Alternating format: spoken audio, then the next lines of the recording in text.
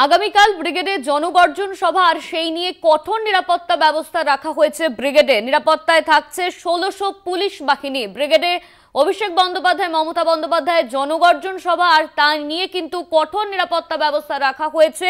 ব্রিগেডে তৃণমূলের সভায় কঠোর নিরাপত্তা, পুলিশের নিরাপত্তায় থাকছে ১৬০০ পুলিশ বাহিনী। নিরাপত্তা ব্যবস্থায় তদারকি করবে মুরলীধর শর্মা, অ্যাডিশনাল কমিশনার মুরলীধর শর্মা। নিরাপত্তায় থাকছে ১৬০০ পুলিশ বাহিনী।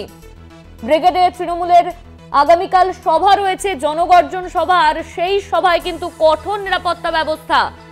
নিরাপত্তায় থাকছে ১৬০০ পুলিশ বাহিনী। নিরাপত্তা ব্যবস্থা তদারকি করবেন মুরলীধর শর্মা। ব্রিগেডে তৃণমূলের সভায় কড়া নিরাপত্তা ব্যবস্থা, পুলিশের প্রায় ১৬০০ পুলিশ বাহিনী থাকবে। নিরাপত্তা ব্যবস্থায় তদারকি করবেন মুরলীধর শর্মা। এই নিয়ে আমরা বিস্তারিত জানবো। আমাদের সঙ্গে রয়েছেন আমাদের প্রতিনিধি রিয়া মাঝি। রিয়া, ব্রিগেডে কাল জনগর্জন সভা রয়েছে আর তাই নিয়ে কড়া নিরাপত্তা ব্যবস্থা রাখা হয়েছে, প্রায় ১৬০০ পুলিশ বাহিনী থাকবে। একদমই অনন্যা, তোমাকে জানিয়ে রাখবো যে গতকাল যে তৃণমূল কংগ্রেসের ব্রিগেড রয়েছে এবং সেখানে জনগর্জন যে সভা এবং সেই সভা ঘিরে যে বিশাল আয়োজন করা হয়েছে, সেই সেখানে যাতে কোনো রকম অপ্রীতিকর ঘটনা না ঘটে সেই কারণের জন্য কিন্তু বিশাল পুলিশ বাহিনী সেখানে মোতায়েন করা থাকবে। সকাল ৭টা থেকেই সেখানে পুলিশ বাহিনী ডিপ্লয়েড করা হবে, প্রায় ১৬০০ পুলিশ বাহিনী সেই জায়গাতে, অর্থাৎ যেখানে ব্রিগেড সেই মঞ্চের যে সেইখানের যে এলাকা, সেখানে কিন্তু প্রায় ১৬০০ পুলিশ বাহিনী সেখানে মোতায়েন থাকবে।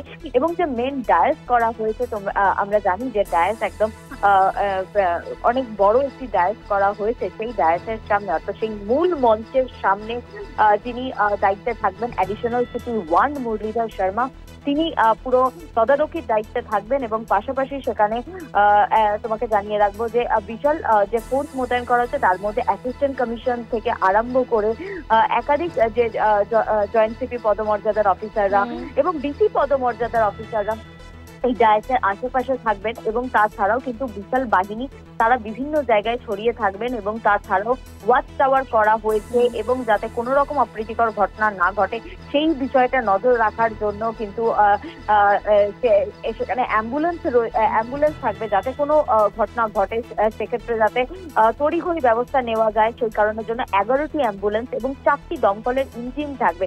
এবং লালবাজার সূত্রে যেমনটা খবর পাওয়া যাচ্ছে যে শহর জুড়ে বিভিন্ন জায়গায় তৃণমূল কংগ্রেসের তরফে যে ১৯টি শিবিরের আয়োজন করা হয়েছে, প্রতিটিতে থাকবে পুলিশের দল।